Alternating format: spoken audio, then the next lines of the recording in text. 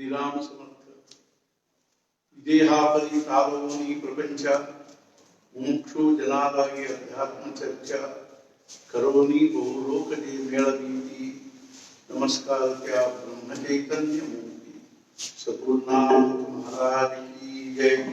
जय जय रघुवीर समर्थ।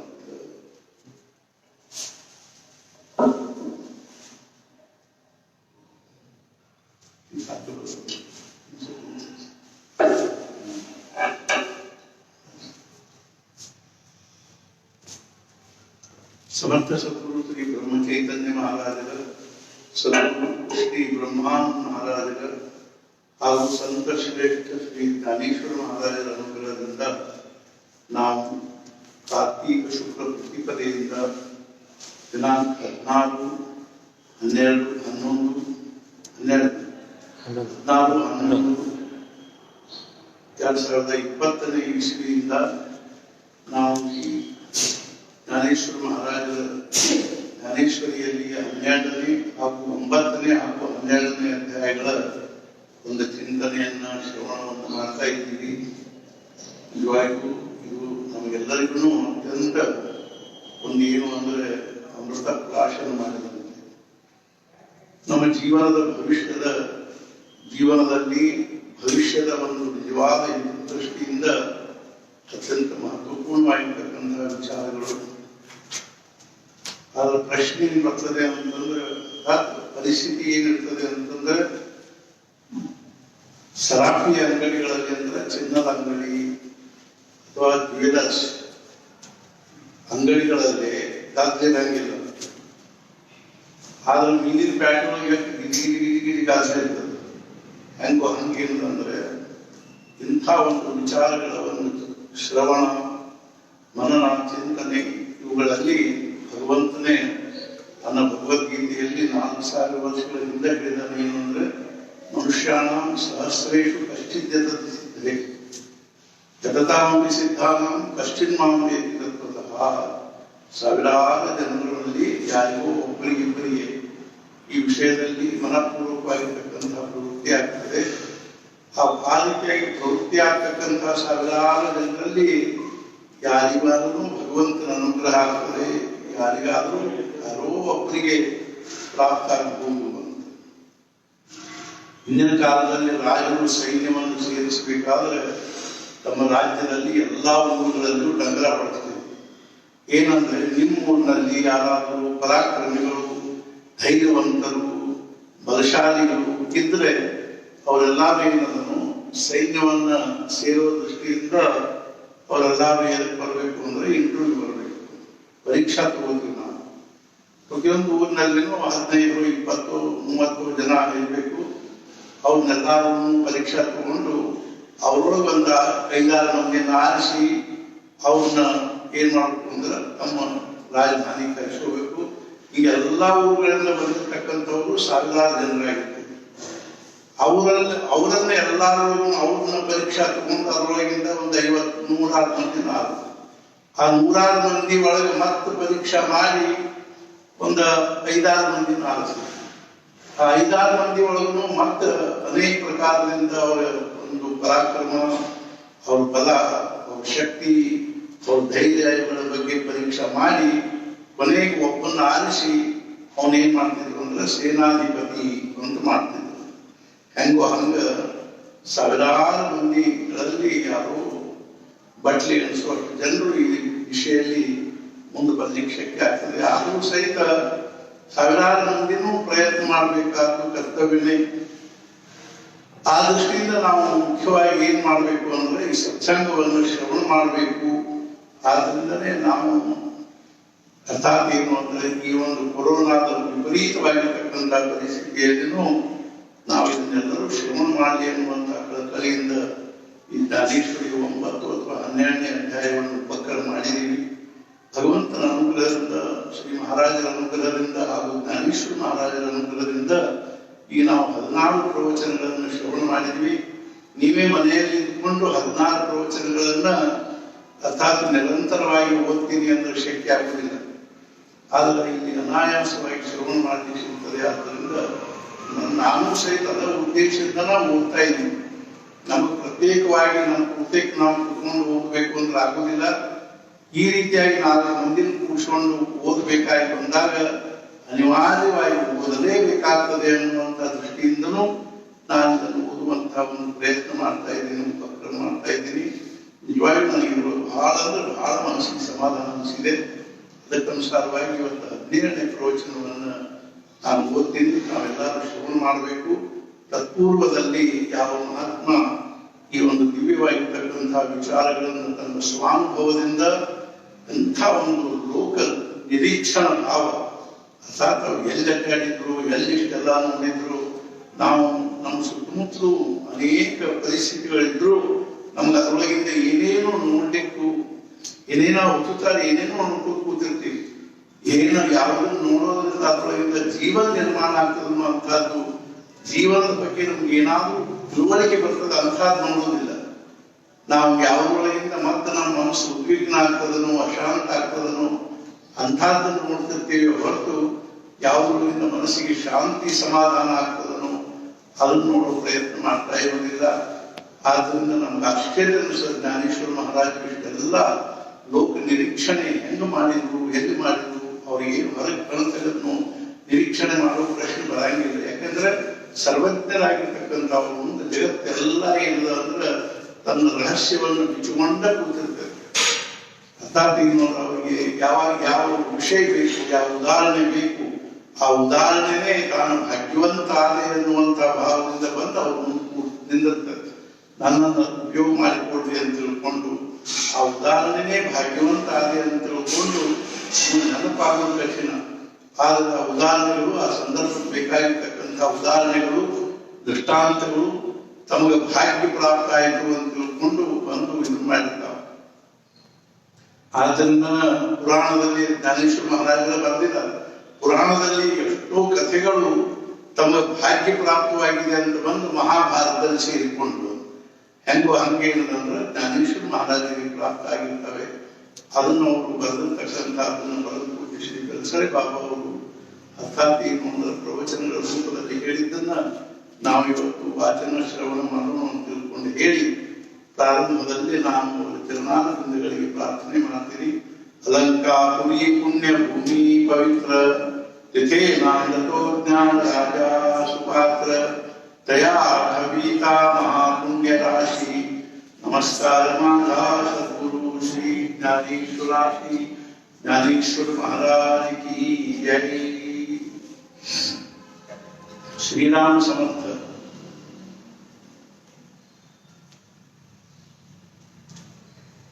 ಪ್ರವಚನ 17. ಈಗ ನಾನು ಇಂದಿನ ಶ್ಲೋಕ ಹೇಳುತ್ತೇನೆ.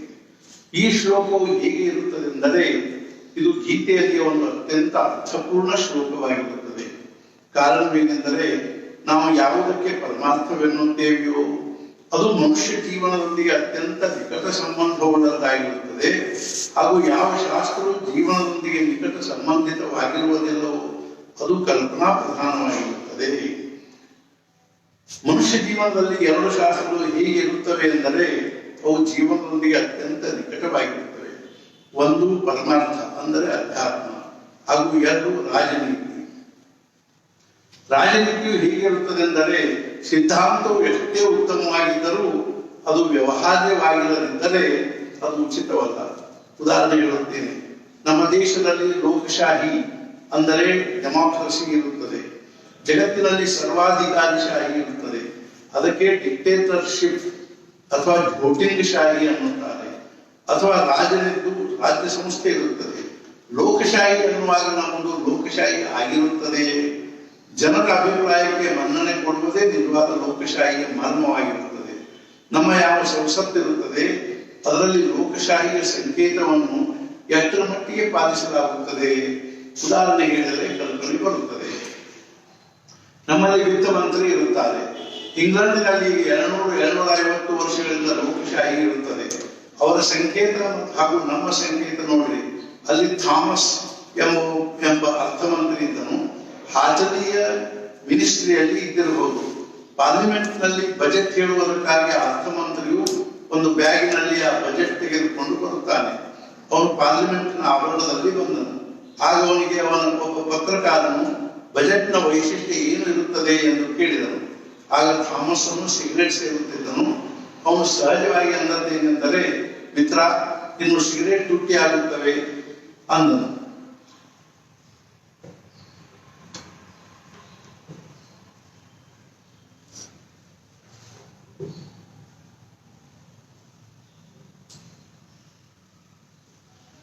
ಅವನು ತಂಬಾಕಿನ ಮೇಲೆ ಕರ ಹೇಳಿದ್ದನು. ಇನ್ನೇನು 5 ನಿಮಿಷಗಳಲ್ಲಿ ಅವನು ಪಾರ್ಲಿಮೆಂಟ್ ನಲ್ಲಿ ಆ ಬಜೆಟ್ ಹೇಳುವವನಿದ್ದನು. ಆಗ ಪತ್ರಕಾರನು ಮ್ಯಾಂಚೆಸ್ಟರ್ ಗಾರ್ಡಿಯನ್ಗೆ ಫೋನ್ ಮಾಡಿ ಸಿಗರೇಟಿನ ಮೇಲೆ ಟ್ಯಾಕ್ಸ್ ಬಿದ್ದಿರುತ್ತದೆ ಎಂದು ಹೇಳಿದನು. ಅವನು ಪ್ರೆಸ್ ನಲ್ಲಿ ಅದರ ಕರಪತ್ರಿಕೆ ಮುದ್ರಿಸಿ ಹಂಚಿದನು. ಪಾರ್ಲಿಮೆಂಟ್ ನಲ್ಲಿ ಥಾಮಸ್ ಅನ್ನು ಬಜೆಟ್ ಓದುತ್ತಿರುವಾಗ ಹೊರಗೆ ಈ ಕರಪತ್ರಿಕೆಗಳನ್ನು ಹಂಚುತ್ತಿದ್ದರು. ಈ ವಿಷಯವು ವಿರೋಧಿ ಪಕ್ಷದವರಿಗೆ ಗೊತ್ತಾದೊಡನೆ ಅವರು ಬಜೆಟ್ ಲೀಕ್ ಆಗಿದೆ ಅಂದರೆ ಎಲ್ಲರಿಗೂ ತಿಳಿದಿದೆ, ಇದು ಲೋಕಶಾಹಿಯ ವಿರುದ್ಧವಾಗಿರುತ್ತದೆ ಅಂದರು. ಸಂತೋಷ.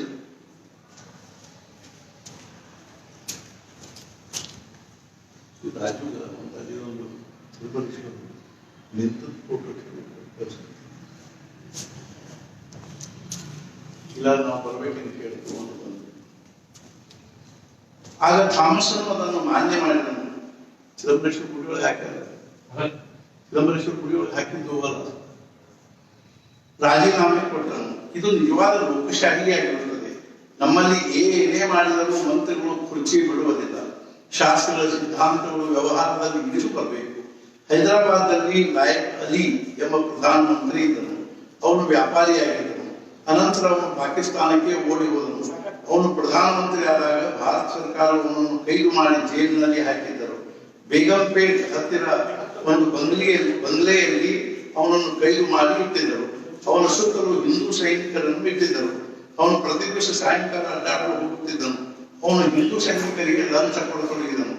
ಇಂದು ನನ್ನ ಹುಟ್ಟಿದ ದಿವಸವಿರುತ್ತದೆ, ಇಂದು ಮಗನ ಹುಟ್ಟಿದ ದಿವಸವಿರುತ್ತದೆ ಎಂದು ಹೇಳಿ 8 ದಿವಸ ಅವರೆಲ್ಲರಿಗೆ ತಿನ್ನಲು ಹಾಕಿದನು. ಆಗ ವಲ್ಲಭಭಾಯಿ ಪಟೇಲರು ಗೃಹ ಮಂತ್ರಿಯಾಗಿದ್ದರು.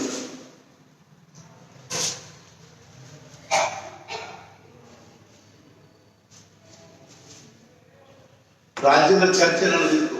ಒಂದು ದಿವಸ ಅವನು ಹಾಗೂ ಅವನ ಹೆಂಡತಿ ಬುರ್ಖ ಹಾಕಿಕೊಂಡು ಸೈನಿಕರ ಎದುರಿಗೆ ಹೊರಬಿದ್ದರು. ಸಾಯಂಕಾಲ 5 ಗಂಟೆಗೆ ಬೇಗಂ ಹೊರಗೆ ಅಡ್ಡಾಡಲು ಹೋಗುತ್ತಿರಬಹುದು. ಜೊತೆಗೆ ಯಾರಾದರೂ ಅವಳ ಗೆಳತಿಯರಿರಬಹುದು ಎಂದು ತಿಳಿದರು. ಅವನು ಮೋಟಾರ್ನಲ್ಲಿ ಕುಳಿತು ಅಲ್ಲಿಂದ ಗುಲ್ಬರ್ಗಾಕ್ಕೆ ಹೋದನು. ಹಾಗೂ ಹೈದರಾಬಾದ್ನಿಂದ ಸಾಯಂಕಾಲ 5:30ಕ್ಕೆ ಯಾವ ಮದ್ರಾಸ್ ಎಕ್ಸ್ಪ್ರೆಸ್ ಬಿಡುತ್ತದೆ ಅದರಲ್ಲಿ ಕುಳಿತು ಮುಂಬೈಗೆ ಬಂದನು. ಏರ್ಪೋರ್ಟ್ಗೆ ಬಂದು ಕರಾಚಿಗೆ ಹೋದನು. ಈ ಸೈನಿಕರು ಇಲ್ಲಿ ಶಂಕವಾದಿ ಮಾಡುತ್ತಾ ಕುಳಿತರು. ನಿಮ್ಮ ಕೈಯಲ್ಲಿಯ ಪಕ್ಷಿ ಹಾರಿ ಹೋಯಿತು, ಗೃಹ ಮಂತ್ರಿ ರಾಜೀನಾಮೆ ಕೊಡಬೇಕು. ಪಾರ್ಲಿಮೆಂಟ್ ರಾಜೀನಾಮೆ ಕೇಳಿದರೂ ಅವರು ರಾಜೀನಾಮೆ ಕೊಡಲಿಲ್ಲ. ಅದು ಯೋಗ್ಯವೋ ಅಥವಾ ಅಯೋಗ್ಯವೋ ನನ್ನ ಅಭಿಪ್ರಾಯವಲ್ಲ. ನನ್ನ ಅಭಿಪ್ರಾಯವೇನೆಂದರೆ, ವ್ಯವಹಾರ ಹಾಗೂ ಸಿದ್ಧಾಂತ, ರಾಜನೀತಿ ಶಾಸ್ತ್ರ ನನಗೆ ಕಾಲೇಜಿನಲ್ಲಿ ಕಲಿಸಬೇಕಾಗುತ್ತಿತ್ತು. ಪ್ಲೇಟೋ 3000 ವರ್ಷಗಳ ಹಿಂದೆ ಲೋಕಶಾಹಿಯ ದೋಷ ತೋರಿಸಿರುತ್ತಾನೆ. ಈಗ ಹೇಗೆ ಅನಿಸುತ್ತದೆಂದರೆ, ಅವನೇ ಹಿಂದೂಸ್ತಾನದಲ್ಲಿ ಬಂದು ಅದನ್ನು ಬರೆಯುತ್ತಿರುವನೂ ಅನಿಸುತ್ತದೆ. ಪ್ರತಿಯೊಂದರಲ್ಲೂ ಅದರ ಮಟ್ಟವನ್ನು ಕಾಯ್ದುಕೊಳ್ಳಬೇಕಾಗುತ್ತದೆ. ಇಲ್ಲದಿದ್ದರೆ ಕಾರ್ಯವಾಗುವುದೇ ಇಲ್ಲ. ಒಂದು ಮೋಜಿನ ಸಂಗತಿ ಹೇಳುತ್ತೇನೆ, ನೀವು ಅನ್ನಬಹುದು, ಪರಮಾರ್ಥ ಹೇಳುವುದನ್ನು ಬಿಟ್ಟು ನೀವು ಇತಿಹಾಸ ಹೇಳುತ್ತಿರುವಿರಲ್ಲ. ನನ್ನ ಒಬ್ಬ ದೇಶಮುಖ್ ಎಂಬ ವಿದ್ಯಾರ್ಥಿ ಸಚಿವಾಲಯದಲ್ಲಿ ಪಬ್ಲಿಸಿಟಿ ಡಿಪಾರ್ಟ್ಮೆಂಟ್ ನಲ್ಲಿ ಇದ್ದನು.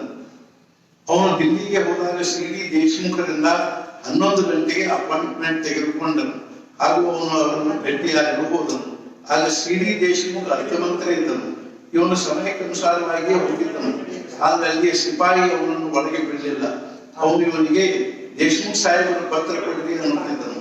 ಅದಕ್ಕೆ ಇವನು ಅವರೇ ನನ್ನನ್ನು ಕರೆಸಿರುತ್ತಾರೆ ಎಂದು ಕಾರಣ ತೋರಿಸಿದರೂ ದೇಶಮುಖ್ ಸಾಹೇಬರ ಪತ್ರ ಕೊಡಿ ಅನ್ನನು. ಆಗ ಇವರಿಗೆ ಏನು ಮಾಡಬೇಕೆಂದು ತಿಳಿಯದಂತಾಯಿತು. ಆಗ ಇನ್ನೊಬ್ಬ ಸಿಪಾಯಿ ಇವನಿಗೆ 10 ರೂಪಾಯಿ ಕೊಡ್ರಿ ಅಂದನು. ಆ ನೋಟಿನ ಮೇಲೆ CD ದೇಶಮುಖನ ಸಹಿ ಇತ್ತು. ಅವನಿಗೆ ಆ ಪತ್ರ ಬೇಕಾಗಿತ್ತು. ಇದು ಲೋಕಶಾಹಿ ಇರುತ್ತದೆ. ಲೋಕಶಾಹಿಗಳಿಗೆ ಯಾವಾಗಲಾದರೂ ರಾಜನನ್ನು ಭೇಟಿಯಾಗಲು ಶಕ್ಯವಿರಬೇಕು. ನನಗೆ ಈಗ ಅಷ್ಟೊಂದು ನೆನಪಿರುವುದಿಲ್ಲ. ಆದರೆ ಜಹಾಂಗೀರ್ನು ಒಂದು ಗಂಟೆ ಇಟ್ಟಿದ್ದನು.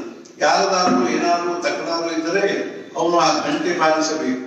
ಅಂದರೆ ರಾಜನವನಿಗೆ ಭೇಟಿಯಾಗುತ್ತಿದ್ದನು. ಇತ್ತೀಚಿನ ಮಂತ್ರಿಗಳು ಭೇಟಿಯಾಗುತ್ತಾರೆ, ಲೋಕಶಾಹಿಯಲ್ಲಿ ಅಷ್ಟೇ ಶೇಷ ಉಳಿದಿರುತ್ತದೆ. ಅವರು ಏಕೆ ಭೇಟಿಯಾಗುತ್ತಾರೆ ಎಂಬ ವಿಷಯ ಬೇರೆ. ನಾನು ಇದನ್ನು ಏಕೆ ಹೇಳುತ್ತಿರುವೆನೆಂದರೆ, ರಾಜನೀತಿ ಅಥವಾ ರಾಜ್ಯ ಸಂಸ್ಥೆ ಇದು ಜೀವನದಲ್ಲಿ ಅತ್ಯಂತ ನಿಕಟ ಸಂಬಂಧವುಳ್ಳದ್ದಾಗಿರುತ್ತದೆ.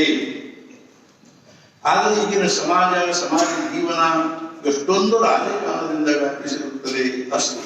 ಮನುಷ್ಯ ಜೀವನದಲ್ಲಿ ಅತ್ಯಂತ ಮಹತ್ವದ ಹಾಗೂ ದುಃಖದ ಘಟನೆ ಎಂದರೆ ಮೃತ್ಯುವಾಗಿರುತ್ತದೆ. ಮುಂದಿನ ಶ್ಲೋಕ ಹೀಗಿರುತ್ತದೆ: ತೇಷಾಮಹಂ ಸಮುದ್ಧರ್ತ ಮೃತ್ಯು ಸಂಸಾರ ಸಾಗರ ಭವಾಮಿನ ಚಿದಾನ ಪಾರ್ಥ ಮಯ್ಯಾವೇಶಿತ ಚೇತಸಾಂ. ಭಗವಂತನು ಅನ್ನುವುದೇನೆಂದರೆ, ಮೃತ್ಯು ಹಾಗೂ ಸಂಸಾರ ಇವುಗಳ ಯಾವ ಒಂದು ಭಯವಿರುತ್ತದೆಯೋ ಅದರಲ್ಲಿಂದ ನಾನು ಅವನನ್ನು ಹೊರಗೆ ತೆಗೆಯುತ್ತೇನೆ. ಯಾರನ್ನು ಹೊರಗೆ ತೆಗೆಯುತ್ತೇನೆ ಅಂದರೆ, ಯಾರು ಜೀವಭಾವದಿಂದ, ಮನಸ್ಸಿನಿಂದ ಹಾಗೂ ದೇಹದಿಂದ ತನ್ನನ್ನು ತಾನು ಮಾರಿಕೊಂಡಿರುತ್ತಾನೋ ಅವನನ್ನು ಹೊರಗೆ ತೆಗೆಯುತ್ತೇನೆ. ಈಗ ಮೃತ್ಯುವಿನ ಬಗ್ಗೆ ನೋಡಿದೆ. ನನಗೆ ನಿಜವಾಗಿ ಈ ವಿಷಯ ಬಹಳ ಸೇರಿತು ಮತ್ತು ಬಹಳ ಸೇರುತ್ತದೆ. ನಾವು ನೀವು ಎಷ್ಟೊಂದು ಸ್ತ್ರೀ ಪುರುಷರಿರುತ್ತೇವೆ. ನಿಜವಾಗಿ ಹೇಳಿರಿ, ನಾವೆಲ್ಲರೂ ಅಮರರಾಗಿರುತ್ತೇವೆ ಎಂದು ನಿಮಗೆ ಅನಿಸುತ್ತದೆ. ಪ್ರತಿಯೊಬ್ಬರಿಗೂ ನಾವು ಒಂದು ದಿವಸ ಹೋಗುತ್ತಿರುತ್ತೇವೆ ಎಂದು ನಿಶ್ಚಿತವಾಗಿರುತ್ತದೆ. ಆದರೆ ಅದರ ಸ್ಮರಣೆ ಏಕೆ ಉಳಿಯುವುದಿಲ್ಲ? ಇದಕ್ಕೆ ಶ್ರೀ ಮಹಾರಾಜರು ಉತ್ತರ ಕೊಟ್ಟಿರುತ್ತಾರೆ. ಅವರು ಅಂದದ್ದೇನೆಂದರೆ, ಮರಣವು ಯಾವಾಗಲೂ ಬಂದೇ ಬರುತ್ತದೆ, ಆದ್ದರಿಂದ ಅದರ ಸ್ಮರಣೆ ಉಳಿಯುವುದಿಲ್ಲ. ಅದಕ್ಕೆ ಒಂದು ಉದಾಹರಣೆ ಹೇಳಿದ್ದೇನೆಂದರೆ, ಸೈನಿಕನು ರಣಾಂಗಣದಲ್ಲಿರುವಾಗ ನಿರ್ಭಯನಾಗಿರುತ್ತಾನೆ, ಏಕೆಂದರೆ ಮೃತ್ಯು ಯಾವಾಗಾದರೂ ಬಂದೇ ಬರುತ್ತದೆ. ಇದು ಅಜ್ಞಾನದ್ದೇ ಲಕ್ಷಣವಾಗಿರುತ್ತದೆ. ಯಾವಾಗಾದರೂ ಹೋಗಿಯೇ ಹೋಗುವುದಿರುತ್ತದೆ ಅಂದ ಮೇಲೆ ಗಾಬರಿ ಏಕೆ? ಸೈನಿಕನು ಗಾಬರಿ ಆಗುವುದಿಲ್ಲ, ಆದರೆ ಅವನಿಗೆ ಮೃತ್ಯುವಿನ ವಿಚಾರವೇ ಬರುವುದಿಲ್ಲ. ನಾವು ಗಾಬರಿ ಆಗುತ್ತೇವೆ. ಈಗ ಮೃತ್ಯುವಿನ ಪ್ರಕಾರ ಹೇಳುತ್ತೇನೆ. ಪ್ರಕಾರ 1, ಸಂಬಂಧಿಕರ ಮರಣ.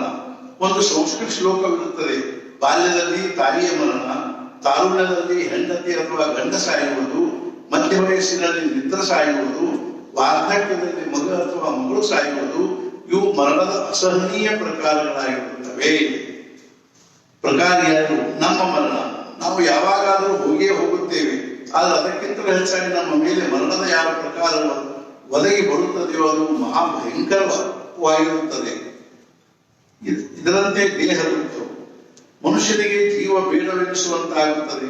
ವಾರ್ಧಕ್ಯದಲ್ಲಿ ಕೈಕಾಲು ಮುರಿದರೆ, ಕಣ್ಣು ಹೋದರೆ, ಕಿವಿಗಳು ಕೇಳದಂತಾದರೆ, ಒಂದು ವೇಳೆ ಕಣ್ಣು ಹೋದರೆ ನಡೆಯಬಹುದು, ಆದರೆ ಕಿವಿ ಹೋದರೆ ಅವನ ಸಾಮಾಜಿಕ ಜೀವನವೇ ಇಲ್ಲದಂತಾಗುತ್ತದೆ. ಕಿವಿ ಕೇಳದಂತಾದರೆ ಕಮ್ಯುನಿಕೇಶನ್, ನಿವೇದನೆ ಇಲ್ಲದಂತಾಗುತ್ತದೆ. ಅದರಲ್ಲಿಯೂ ಇತ್ತೀಚಿನ ಕಾಲದಲ್ಲಿ ದೊಡ್ಡ ದೊಡ್ಡ ನಗರಗಳಲ್ಲಿ ಆಕ್ಸಿಡೆಂಟ್ರಿಂದ ಆಗುವ ಮರಣವು ಅತ್ಯಂತ ಲಕ್ಷಣವಾಗಿರುತ್ತದೆ. ಕೆಲವರು ಟ್ರೈನಿನ ಮೇಲೆ ಕುಳಿತು ಹೋಗುತ್ತಿರುತ್ತಾರೆ, ಕೆಲವರು ಅಲ್ಲಿಂದಲೇ ಬೀಳುತ್ತಾರೆ, ಕೆಲವರು ತಲೆ ಹೊಡೆಯುತ್ತದೆ, ಕೆಲವರಿಗೆ ಶಾಕ್ ಹೊಡೆಯುತ್ತದೆ, ಕೆಲವರಿಗೆ ಹಿಂದಿನಿಂದ ರಿಕ್ಷಾ ಬಂದು ಹೊಡೆಯುತ್ತದೆ.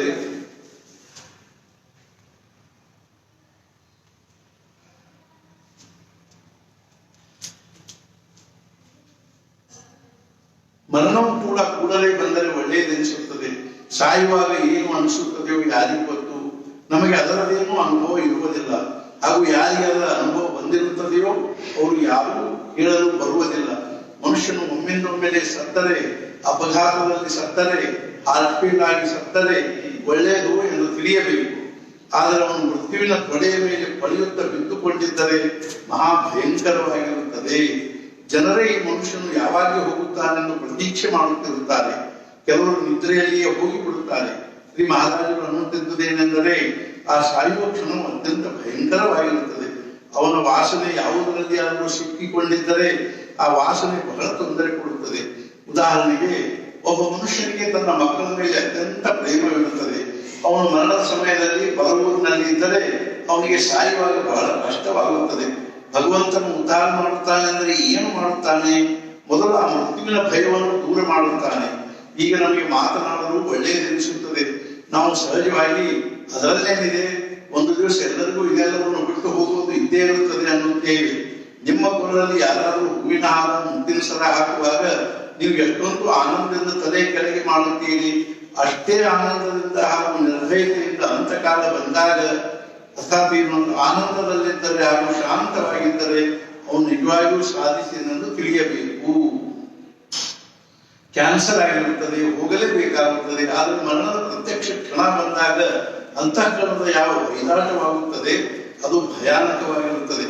ಆಗ ಮರಣದ ಭಯ ಗೆಲ್ಲುವುದು ಪರಮಾರ್ಥದಲ್ಲಿ ಅತ್ಯಂತ ಮಹತ್ವದ ಸಂಗತಿಯಾಗಿರುತ್ತದೆ.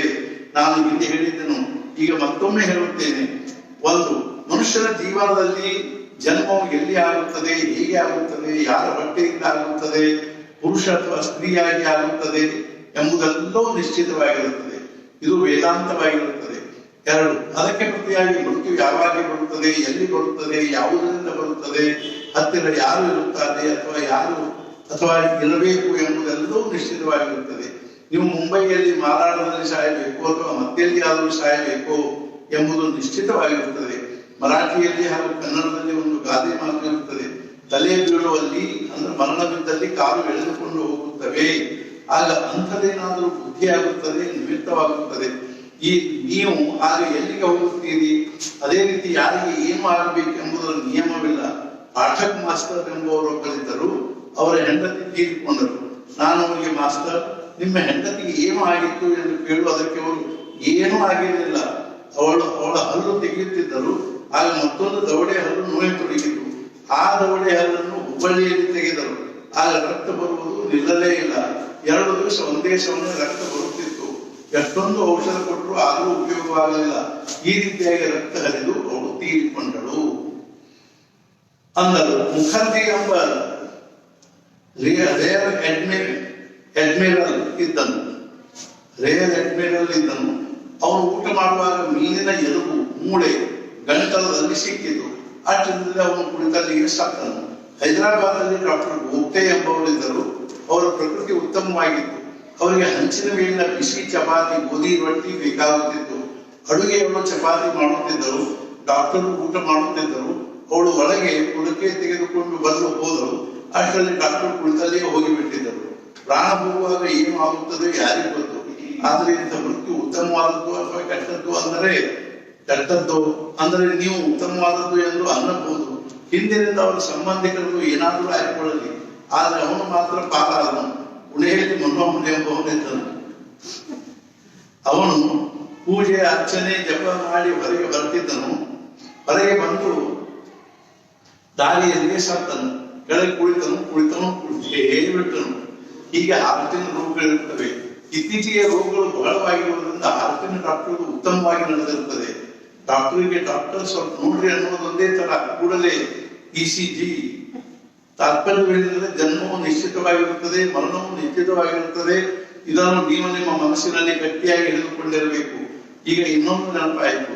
ನಮ್ಮ ಹತ್ತಿರದ ಪ್ರಸಂಗಗಳು ಬಹಳಷ್ಟು ಇರುತ್ತವೆ. ನನ್ನ ಒಬ್ಬ ಮಿತ್ರರಿದ್ದರು, ಉಸಿ ರೇಗೆ. ಅವರು ಸಾಹಿತ್ಯ ಸಮ್ಮೇಳನದ ಅಧ್ಯಕ್ಷರಾಗಿದ್ದರು. ನಮ್ಮ ಕ್ಲಾಸ್ಮೇಟ್ ಆಗಿದ್ದರು. ಅವರಿಗೆ ಕಾಮಣಿ ಆಯ್ತೆಂದು ಬಾಂಬೆ ಹಾಸ್ಪಿಟಲ್ ನಲ್ಲಿ ಇಟ್ಟಿದ್ದರು. ಅವರಿಗೆ ಒಬ್ಬ ಮಗನು ಒಬ್ಬ ಮಗಳು ಇದ್ದರು. ಹೆಂಡತಿ ತೀರಿಕೊಂಡಿದ್ದರು. ಮಗಳು ದಿಲ್ಲಿಯಲ್ಲಿದ್ದಳು.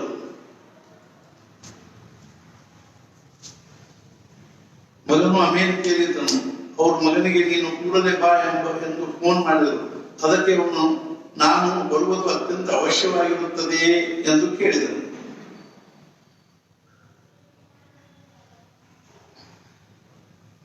ಅವನ ಮಾತಿನಿಂದ ಇವಳ ಮನಸ್ಸಿನ ಮೇಲೆ ಬಹಳ ಪರಿಣಾಮವಾಯಿತು. ಆಗ ಅವರು ತೀರಿಕೊಂಡರು. ಅನಂತರ ಸಾಯಂಕಾಲ ಅವರ ಮಗನು ಬಂದನು. ರೇಗೆ ಅವರ ಅಕ್ಕ ವಿಧವೇ ಇದ್ದಳು. ಅವಳು ಹತ್ತಿರವೇ ಇದ್ದಳು. ಅವಳು ಅವರ ಮಗನಿಗೆ, ನೀನು ಫೋನ್ ನಲ್ಲಿ ನನ್ನ ತಮ್ಮನಿಗೆ ಕೊಟ್ಟ ಉತ್ತರದಿಂದ ಇವನಿಗೆ ಮಾನಸಿಕವಾಗಿ ಬಹಳ ಕ್ಲೇಶವಾಯಿತು ಹಾಗೂ ತೀರಿಕೊಂಡನು ಅಂದರು. ಮನುಷ್ಯನ ಜೀವವು ಯಾವುದರಲ್ಲಿ ಸಿಕ್ಕಿಕೊಂಡಿರುತ್ತದೆ ಎಂಬುದನ್ನು ಹೇಳಲಿಕ್ಕಾಗುವುದಿಲ್ಲ. ನನಗೆ ಒಬ್ಬ ಕೀರ್ತನಕಾರರ ಪ್ರಸಂಗ ನೆನಪಾಗುತ್ತದೆ. ಹಿಂದಿನ ಕಾಲದಲ್ಲಿ ದೊಡ್ಡ ದೊಡ್ಡ ಮನೆಗಳಿರುತ್ತಿದ್ದವು. ಜನರು ಮುದುಕರಾಗಿ ಸಾಯುತ್ತಿದ್ದರು. ಯಾರಾದರೂ ಸಾಯುತ್ತಿದ್ದರೆ ಜನರು ಅವರಿಗೆ ಸಹಾಯ ಕೊಡುತ್ತಿದ್ದರು. ಅವರ ಔಷಧೋಪಚಾರ ಬಂದ್ ಮಾಡುತ್ತಿದ್ದರು. ಆದ್ರೆ ಇತ್ತೀಚೆಗೆ ಜನರು ಆ ಡಾಕ್ಟರ್ ಕಡೆ ಕರ್ಕೊಂಡು ಹೋಗಿ ಈ ಹಾಸ್ಪಿಟ್ಲಿಗೆ ಹೋಗಿರಿ ಅನ್ನುತ್ತಾರೆ. ಆ ಡಾಕ್ಟರ್ ಕಡೆ ಕರ್ಕೊಂಡು ಹೋಗಿರಿ, ಈ ಹಾಸ್ಪಿಟ್ಲಿಗೆ ಹೋಗಿರಿ ಅನ್ನುತ್ತಾರೆ. ಅಂದರೆ ಕಿಸೆಯಲ್ಲಿ ಏನಾದರೂ ಇದ್ದರೆ ಅದನ್ನು ಖಾಲಿ ಮಾಡಿಸಿ ಬಿಡುತ್ತಾರೆ. ಒಮ್ಮೊಮ್ಮೆ ಇಂಥ ಈ ಜನರಿಗೆ ಏನಾದರೂ ಮಾಡಲೇಬೇಕಾಗುತ್ತದೆ ಅನ್ನುವ ಪರಿಸ್ಥಿತಿ ಇರ್ತದೆ.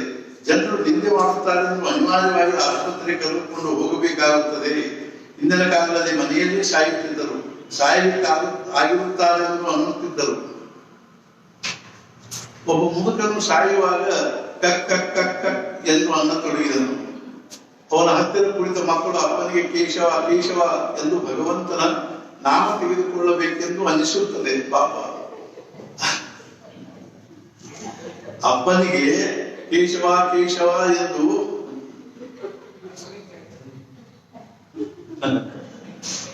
ಭಗವಂತನ ನಾಮ ತೆಗೆದುಕೊಳ್ಳಬೇಕೆಂದು ಅನಿಸುತ್ತದೆ. ಗಂಟಲಲ್ಲಿ ಕಫ ಸಿಕ್ಕಿರುವುದರಿಂದ ಹೇಳಲು ಬರುವುದಿಲ್ಲ. ಆಗ ಮುದುಕನು ಜೋರಾಗಿ ಖ್ಯಾತರಿಸಿ, ಮೂರ್ಖರೇ, ಕರವು ಕಸವರಿಗೆ ತಿನ್ನುತ್ತದೆ ನೋಡಿದೆ, ನಾನೇನು ಕೇಶವ ಕೇಶವ ಅನ್ನುತ್ತಿರುವುದಿಲ್ಲ.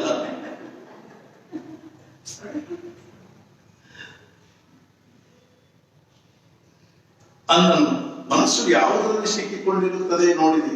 ನನ್ನ ಒಬ್ಬ ನಿಕಟ ಸಂಬಂಧಿಕರೊಬ್ಬರಿದ್ದರು. ಅವರ ಅಲ್ಸರ್ ಒಳಗೆ ಒಡೆದು ಶೌಚದಲ್ಲಿ ರಕ್ತ ಬರತೊಡಗಿತು. ರಕ್ತದ್ದೇ ವಾಂತಿಯಾಗಿ ತೊಡಗಿತು. ಆಗ ಅವರು ಮನೆಯಲ್ಲಿ ಆಭರಣದ ಡಬ್ಬಿಯನ್ನು ನನ್ನ ಮಂಚದ ಕಡೆಗೆ ತಂದು ಇಡಿರಿ ಅಂದರು. ಅಂದ ಮೇಲೆ ಅಂತಕಾಲದಲ್ಲಿ ಭಗವಂತನ ಸ್ಮರಣೆಯಾಗುವುದೆಂದರೆ ಎಷ್ಟು ದೊಡ್ಡ ಸಾಧನೆಯಾಗಿರುತ್ತದೆ. ಒಬ್ಬ ಹರಿಕಥೆಕಾರರು ಅಂದದ್ದೇನೆಂದರೆ, ಪ್ರತಿಯೊಬ್ಬ ಮನುಷ್ಯನು ಸಾಯುವಾಗ ರಾಮ ಅಂದೇ ಅನ್ನುತ್ತಾನೆ. ಕಾರಣವೆಂದರೆ ಪ್ರಾಣ ಹೋಗುವಾಗ ಬಾಯಿ ತೆರೆಯುತ್ತದೆ, ಆಗ ರಾ ಆಗುತ್ತದೆ. ಸತ್ತ ಮೇಲೆ ಜನರು ಅವನ ಬಾಯಿ ಮುಚ್ಚುತ್ತಾರೆ, ಗಮನ ಆಗಿದೆ.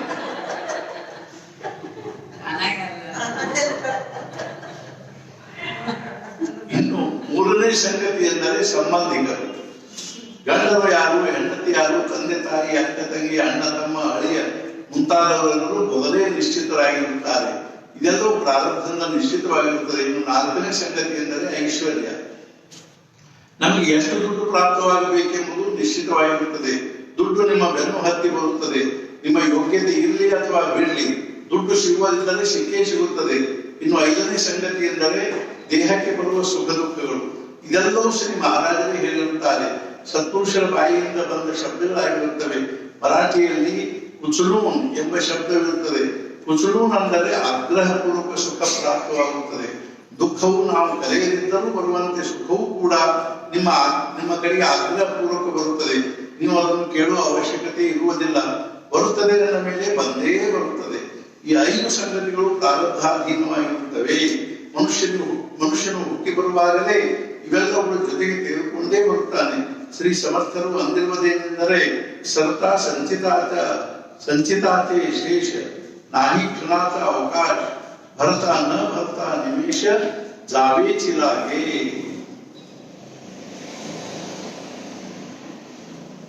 ನನ್ನ ಅಭಿಪ್ರಾಯದಂತೆ ಪರಮಾರ್ಥದ ಮರ್ಮವೇನಾದರೂ ಇದ್ದರೆ ಆ ಸಮಯ ಮೊದಲೇ ತಿಳಿಯುತ್ತದೆ. ಎಷ್ಟೋ ಜನರಿಗೆ ಅದು ಮೊದಲೇ ತಿಳಿಯುತ್ತದೆ. ಯಾರು ಅತ್ಯಂತ ಸರಳವಾಗಿರುವುದು ಒಳಗಿನಿಂದ ನಿರ್ಲಿಪ್ತನಾಗಿದ್ದು, ಯಾರು ಅತ್ಯಂತ ಸರಳವಾಗಿರುವನೋ ಒಳಗಿನಿಂದ ನಿರ್ಲಿಪ್ತನಾಗಿದ್ದು ಹಾಗೂ ವಿಚಾರವಂತನಾಗಿರುತ್ತಾನೋ ಅವನಿಗೆ ನನ್ನದೀಗ ಸಮಯ ಕಾಲ ಒದಗಿ ಬಂದಿರುತ್ತದೆ ಎಂದು ತಿಳಿಯುತ್ತದೆ. ಸಮಾಧಾನಿ ಮನುಷ್ಯನಾಗಿದ್ದರೆ ಅವಶ್ಯವಾಗಿ ತಿಳಿಯುತ್ತದೆ. ಸಾಧಕರಿಗಂತೂ ತಿಳಿಯಲೇಬೇಕು. ನಮ್ಮ ಜೀವನದಲ್ಲಿ ಪೋಷಣೆ ಇರುವಂತೆ ಘರ್ಷಣೆಯೂ ಇರುತ್ತದೆ. ಶರೀರವು ಮೊದಲು ಬೆಳೆಯುತ್ತಾ ಹೋದಂತೆ ಅನಂತರ ಕ್ಷೀಣವಾಗುತ್ತಾ ಹೋಗುತ್ತದೆ. ವಾರ್ಧಕ್ಯದಲ್ಲಿ ಅದು ಸ್ಪಷ್ಟವಾಗಿಯೇ ಕಾಣುತ್ತದೆ. ಆದ್ದರಿಂದ ಶ್ರೀ ಮಹಾರಾಜರು ಅಂದದ್ದೇನೆಂದರೆ, ನೀವು ಶಾಂತವಾಗಿ ನಿಮ್ಮ ಶಕ್ತಿಯ ಯಾವ ಕ್ಷೀಣತೆ ಇರುತ್ತದೆಯೋ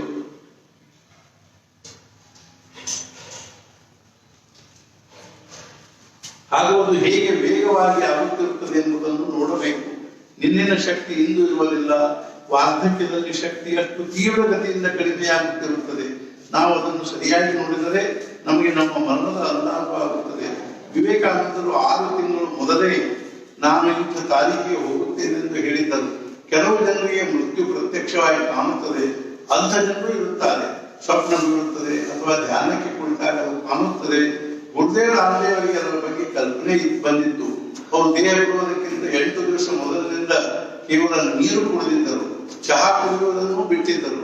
ಸಾಯಂಕಾಲ ಜಪ ಮಾಡಿ ಬಂದರು ಹಾಗೂ ರಾತ್ರಿ 10:30ಕ್ಕೆ ಹೋದರು. 72 ವರ್ಷ ವಯಸ್ಸಾಗಿತ್ತು. ಅವರಿಗೆ ಚಮಚೆಯಿಂದ ಒಂದೊಂದು ಚಮಚೆ ನೀರು ಹಾಕುತ್ತಿದ್ದರು. ಕೊನೆಗೆ ಅವರು ಕೈಯಿಂದ ಸಂಧೆ ಮಾಡಿ ಬೇಡವೆಂದರು. ಆಮೇಲೆ ಹೋದರು.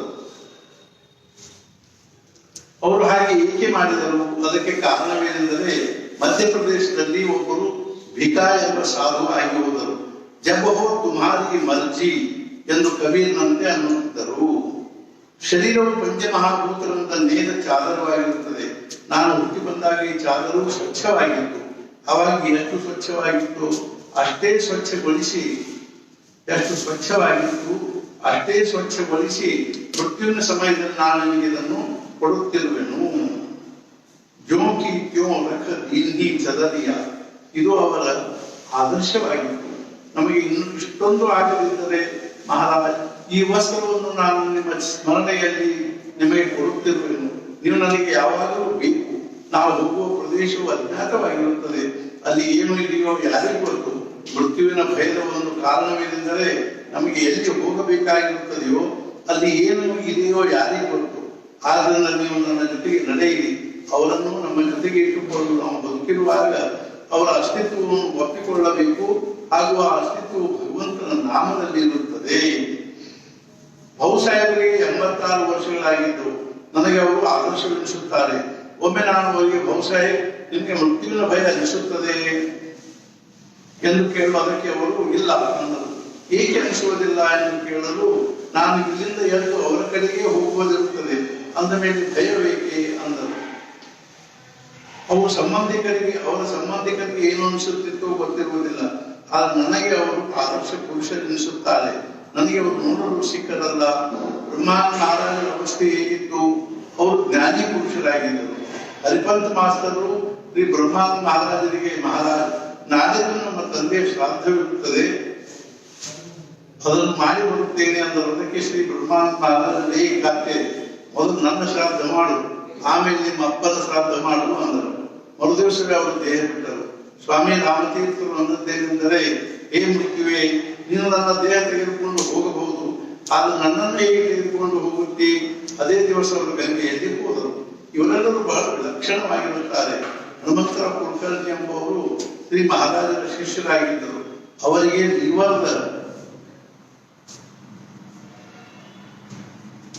ಲಿವರ್ದ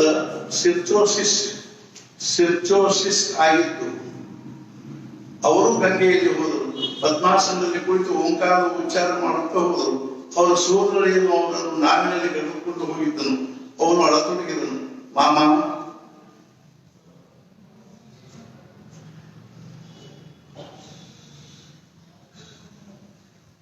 ಶಿರೋಸಿಸ್ ಆಗಿತ್ತು. ಮಾಮ, ಜನರು ನನಗೆ ನೀನೇ ನಿನ್ನ ಮಾಮನನ್ನು ಕೊಂದಿರುತ್ತೆ ಎನ್ನುತ್ತಾರೆ ಎಂದು ಅಳತೊಡಗಿದನು. ಆಗ ಅವರು ತಿರುಗಿ ಬಂದು ತಮ್ಮ ಸೋದರಳಿಯನಿಗೆ, ನೀನು ಗಾಬರಿಯಾಗಬೇಡ, ನಿನಗೆ ದೋಷ ಬರುವುದಿಲ್ಲ ಎಂದು ಹೇಳಿ ಮತ್ತೆ ನೀರಿನಲ್ಲಿ ಹೋಗಿಬಿಟ್ಟರು. ಎಂಥ ಮೋಜಿನ ಪ್ರಸಂಗವಿರುತ್ತದೆ ಅಲ್ಲವೇ? ಕೇಳಲು ಮೋಜು ಅನಿಸುತ್ತದೆ. ಶಿವಪ್ರಕಾಶ್ ಎಂಬವರಿದ್ದರು. ಅವರ ಅಜ್ಜನ ಪ್ರಸಂಗ ಹೇಳುತ್ತೇನೆ. ಅವರು ಸತ್ತ ಮೇಲೆ ಅವರನ್ನು ಸ್ಮಶಾನದಲ್ಲಿ ಕರೆದುಕೊಂಡು ಹೋಗಿ ಅಗ್ನಿಸ್ಪರ್ಶ ಮಾಡಿದರು. ಅವರಿಗೆ ಝಳ ತಾಕಿದೊಡನೆ ಅವರು ಕೈಕಾಲು ಹೊರಗಾಡಿಸತೊಡಗಿದರು. ಆಗ ಜನರು ಗಾಬರಿಯಾಗಿ ಅವರನ್ನು ಚಿತೆಯಲ್ಲಿ ಎಬ್ಬಿಸಿ ಮನೆ ಕರೆದುಕೊಂಡು ಬಂದರು. ಮುಂದೆ ಅವರು 3 ವರ್ಷವಿದ್ದರು. ನಮ್ಮದು ಹೀಗೆ ಆದರೆ ಮನೆಯ ಜನರು ಏನು ಅನ್ನುತ್ತಾರೆ. ಆದರೆ ಮೃತ್ಯುವಿನದು ಹೀಗೆ ಇರುತ್ತದೆ. ನಮ್ದೆಲ್ಲ ಮಾಡಿ ಬಂದು ಗೊತ್ತಿರುವ ಅಷ್ಟು ನಿಜವಾದ್ರು ನಮ್ದು ಬಹಳ ಎಲ್ಲ ತಾಟಿಟ್ಕೊಂಡು ಓಡೇವರು.